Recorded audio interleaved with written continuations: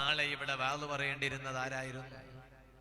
ബഹുമാനപ്പെട്ട ഹാഫിദ് മസ്ഊദ് സഖാഫി ഉസ്താദ് ഗൂഡല്ലൂർ. റബ്ബേ നീ പുറത്തു കൊടുക്കണേ അല്ലാഹ്. ഉറക്ക ആമീൻ പറയ്. നീ പുറത്തു കൊടുക്കണേ അല്ലാഹ്. നീ മഗ്ഫിറത്ത് നൽകണേ അല്ലാഹ്. നീ മർഹമത്ത് നൽകണേ അല്ലാഹ്. ഖബർ വിശാലമാക്കണേ അല്ലാഹ്. സ്വർഗീയ ഖബറാക്കണേ അല്ലാഹ്. അവരെയും ഞങ്ങളെയും സുഖലോക സ്വർഗത്തിൽ ഒരുമിച്ച് കൂട്ടണേ അല്ലാഹ്. ജീവിതകാലത്ത് ചെയ്ത മുഴുവൻ നന്മകൾ അവർക്കും ഞങ്ങൾക്കും അതിൽ ഒന്നുപോലും നഷ്ടപ്പെടാതെ എല്ലാം നിന്റെ തൃപ്തിയിലായിക്കൊണ്ട് അതിന്റെയൊക്കെ സന്തോഷം ഖബറിലും മഹ്ശറിലും അനുഭവിക്കാനും ആസ്വദിക്കാനും അവർക്കും ഞങ്ങൾക്കും നീ ഭാഗ്യം തരണേ അല്ലാഹ്. ആ കുടുംബത്തിന് നീ ക്ഷമ നൽകണേ അല്ലാഹ്. ഭാര്യ മക്കൾക്ക് ക്ഷമ നൽകണേ അല്ലാഹ്. ചെറിയ വയസ്സുള്ള 3 മക്കളെ പിതാവല്ലേ, കാറിന്റെ മുകളിൽ ബോനറ്റിൽ എഴുതി വെച്ചുപോയി ഉപ്പച്ചി മരിച്ചു. നിങ്ങളൊന്ന് ആലോചിച്ച് നോക്ക്. ഉപ്പച്ചി മരിച്ചു എന്ന് പറഞ്ഞിട്ട് ബാപ്പ മരിച്ചതിനെ കുറിച്ച് എഴുതി വെച്ചുപോയി. മഹാനവരുകൾ യാത്ര ചെയ്തിരുന്ന വാഹനം ഇന്നും വീട് മുറ്റത്ത് ഷെഡിൽ ബാക്കിയാണ്. മഹാനവരുകൾ പോയി ഖബറിൽ കടന്നു. നീ ദറജ വർദ്ധിപ്പിക്കണേ അല്ലാഹ്. ചെറുപ്പക്കാരാ, ഇതൊക്കെ ഒരു സീരിയൽ അല്ലല്ലോ പറയുന്നത്. ഇത് കഥയല്ലല്ലോ. ഇത് സിനിമയിലെ രംഗമല്ലല്ലോ. യൂട്യൂബിൽ വന്നതല്ലല്ലോ. ചാനലിൽ വന്നതല്ലല്ലോ. നമ്മുടെ കണ്ണുകൊണ്ട് നേരിട്ട് കണ്ടതും നമ്മുടെ കാതുകൊണ്ട് കേട്ടതും അനുഭവം കൊണ്ട് അനുഭവിച്ചതുമല്ലേ. ഇതിനേക്കാളും വലിയ അനുഭവം എന്റെ കരളിന്റെ കഷ്ണങ്ങളായ യുവാക്കളെ നമുക്കിനി എന്താണ് കേൾക്കാനുള്ളത്, പറയാനുള്ളത്, അനുഭവിക്കാനുള്ളത്, മനസ്സിലാക്കാനുള്ളത്, ഉൾക്കൊള്ളാനുള്ളത്? പോയില്ലേ?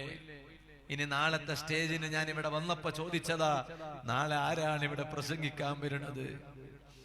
ഇന്ന് ഈ നൗഫൽ സഖാഫി പ്രസംഗിക്കാൻ വന്ന ഇതേ സ്റ്റേജിൽ നാളെ പ്രസംഗിക്കേണ്ടിയിരുന്നത് ഉസ്താദായിരുന്നു. കാണുന്നില്ല. നോട്ടീസിൽ പേര് ഇപ്പോഴുമുണ്ട്. നോട്ടീസിലെ പേര് മാറിയിട്ടില്ല. പുതിയ നോട്ടീസ് ഇറക്കിയിട്ടില്ല. പക്ഷേ നാളെ പ്രസംഗിക്കാൻ വരുന്ന ഉസ്താദ് വേറെ ഉസ്താദാണ്. നിങ്ങളൊന്ന് ആലോചിച്ച് നോക്ക് ചെറുപ്പക്കാരാ. അന്ന് രാത്രി തമിഴ്നാട്ടിലെ ദേവർഷോലയിൽ വഅദ് പറഞ്ഞു മസ്ഊദ് സഖാഫി ഉസ്താദ്. ഞാൻ സത്യം പറഞ്ഞാൽ ആ യൂട്യൂബ് തുറന്നു നോക്കി. വല്ല ക്ഷീണവും ആ പ്രസംഗത്തിൽ കാണിക്കുന്നുണ്ടോ എന്ന് നോക്കാനാ ഞാൻ തുറന്നു നോക്കിയത്. നോക്കുമ്പോ ഒരു ക്ഷീണവും ഇല്ല. ഒരു ക്ഷീണവും ഇല്ല. സാധാരണഗതിയിൽ എന്നും വഅദ് പറയുന്ന അതേ വഅദ്, എന്നും പറയുന്ന ഇൽമുകൾ, എന്നും പറയുന്ന കാര്യങ്ങൾ, എന്നും പറയുന്ന തമാശകൾ അതേ ആവേശത്തോടെ പ്രസംഗിച്ചു, വിഷയം അവതരിപ്പിച്ചു. നേരെ നാട്ടിൽ വന്നു. അന്നാണ് മരിക്കേണ്ടത്. നിങ്ങളൊന്ന് ആലോചിച്ച് നോക്ക്. 1 മണിക്കൂർ പോലും ഹോസ്പിറ്റലിൽ കിടന്നിട്ടില്ല യുവാക്കളെ. 1 ദിവസം പോലും ഹോസ്പിറ്റലിൽ കിടന്നിട്ടില്ല.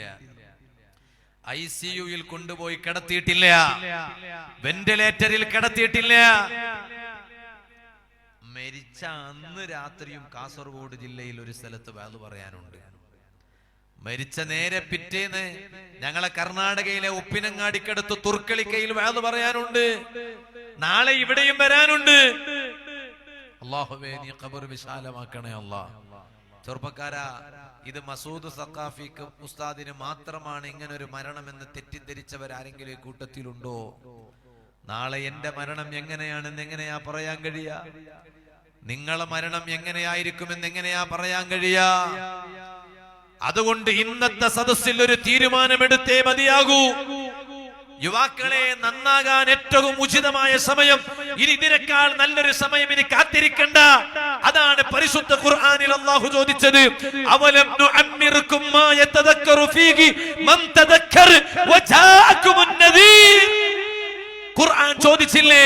നമ്മുടെ ചങ്കിൽ തറക്കുന്ന വിധത്തിലാണ് പരിശുദ്ധ ഖുർആൻ എന്നോടും നിങ്ങളോടും ചോദിക്കുന്നത്. അവലം നുഅമ്മിറുകും മാ യതദക്കറു ഫീഹി മൻ തദക്കർ. ഞാൻ നിങ്ങൾക്ക് കുറെ ആയുസ് തന്നില്ലേ? കുറെ ആയുസ് തന്നില്ലേ? വജാഅകുമുൻ നദീർ. കുറെ മുന്നറിയിപ്പുകൾ നിങ്ങളിലേക്ക് വന്നില്ലേ? കുറെ കോശനുകൾ വന്നില്ലേ, കുറെ താക്കീതുകൾ വന്നില്ലേ. ഏതൊക്കെയാണ് താക്കീതുകള്? തലമുടി നരച്ചു പോയില്ലേ, താടിരോമങ്ങൾ നരച്ചു പോയില്ലേ, ചെറിയ ചെറിയ ക്ഷീണങ്ങൾ വരാൻ തുടങ്ങിയില്ലേ, ചെറിയ ചെറിയ അസുഖങ്ങൾ വരാൻ തുടങ്ങിയില്ലേ, ഷുഗർ വന്നില്ലേ. നേരത്തെ ഷുഗർ ഇല്ലാണ്ടിരുന്നു, ഇപ്പൊ ഷുഗർ വന്നില്ലേ. നേരത്തെ പ്രഷർ ഇല്ലാണ്ടിരുന്നു, ഇപ്പൊ പ്രഷർ വന്നില്ലേ. ഡയാബറ്റീസ് വന്നില്ലേ, പ്രമേഹ രോഗം വന്നില്ലേ. നേരത്തെ തലമുടി കറുത്തതാടിരുന്നു, ഇപ്പൊ തലമുടി നരച്ചു പോടില്ലേ, താടിരോമങ്ങൾ നരച്ചു പോടില്ലേ. മസ്ഊദ് തഖാഫി ഉസ്താദിന്റെ മരണം പോലോത്ത മരണം നമ്മുടെ കൺമുന്നിൽ കണ്ടില്ലേ. ഇനി എന്താണ് എനിക്കും നിങ്ങൾക്കും വരാനുള്ളത്? ഇനി എന്താണ് അനുഭവിക്കാനുള്ളത്? അതുകൊണ്ടാണ് ഖുർആനിൽ അല്ലാഹ് എന്നോടും നിങ്ങളോടും ചോദിക്കുന്നത്, അലം യഅനിലില്ലദീന ആമനൂ അൻ തഖ്ശഅ ഖുലൂബുകും ലിദിക്രില്ലാഹ്. അലം യഅനിലില്ലദീന ആമനൂ, ഈമാനുള്ള ജനങ്ങൾക്ക് സമയമായില്ലയോ? അവർ എന്തിനെയാണ് ഇനിയും കാത്തിരിക്കുന്നത്? ഇനി എന്ത് വരാനാണ് കാത്തിരിക്കുന്നത്? ഈമാനുള്ള ജനങ്ങൾക്ക് സമയമാണില്ലയോ? എന്തിനാണ് സമയമായില്ലേ എന്ന് ഖുർആനിൽ അല്ലാഹു ചോദിക്കുന്നത്. അൻ തഖ്ശഅ ഖുലൂബുഹും ലിദിക്രില്ലാഹ്. അല്ലാഹുവിനെ ഓർത്തുകൊണ്ട് കരയാൻ സമയമാണില്ലയോ? അല്ലാഹുവിനെ ഓർത്തുകൊണ്ട് ഹൃദയത്തിൽ ഒരു മാറ്റം വരുത്താൻ, മാനസികമായി ഒന്ന് മാറാൻ സമയമാണില്ലയോ? ചങ്കിൽ തറക്കുന്ന ചോദ്യമല്ലേ പ്രിയപ്പെട്ട ശബ്ദം ശ്രവിക്കുന്ന ഈമാനുള്ള യുവാക്കള്, മരക്കപ്പുറത്തിരുന്ന് ബാധ കേൾക്കുന്ന ഈമാനുള്ള സഹോദരിമാര്, എന്നോടും നിങ്ങളോടും അല്ലാഹു തആല ചോദിക്കണത്, അതിന് നന്നാകാൻ ഏറ്റവും പ്രാപ്തമായ നേരത്താണ്, ഏറ്റവും ഉചിതമായ സമയമാണ് ഞാനും നിങ്ങൾ ഈ മജ്‌ലിസിൽ ഒരുമിച്ച് കൂടിയിട്ടുള്ളത്. ഇതാ വിശുദ്ധ റമളാൻ വിളിപ്പാടകലയാ.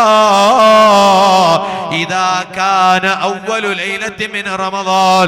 ചെറുപ്പക്കാരാ, കാത് തന്നിട്ട് വാഴ കേൾക്കണ്ട, ചെവിട് തന്നിട്ട് വാഴ കേട്ടത് കൊണ്ട് കാര്യമില്ല, മനസ്സ് തന്നിട്ട് വാഴ കേട്ടോ.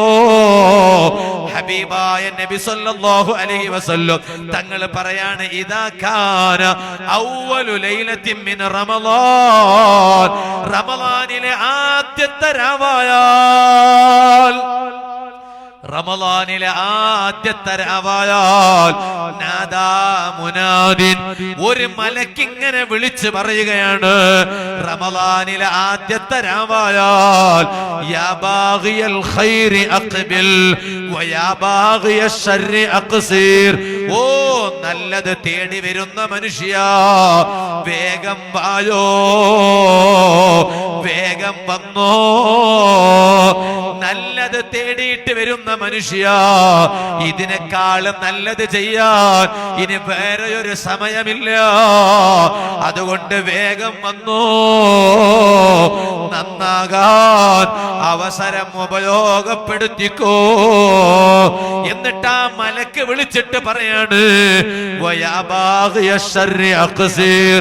ഓ തെറ്റുകളുടെ പിന്നാലെ പോകുന്ന മനുഷ്യ, ആ തെറ്റുകൾ കഴിവിന്റെ പരമാവധി നിർത്തൽ ചെയ്തോ. എന്തിനാണ് റമളാനിന്റെ ആദ്യത്തെ രാവിലെ മലക്കുകൾ ഇങ്ങനെ വിളിച്ചിട്ട് എന്നെയും നിങ്ങളെയും ഉണർത്തുന്നത് എന്തിനാണ്?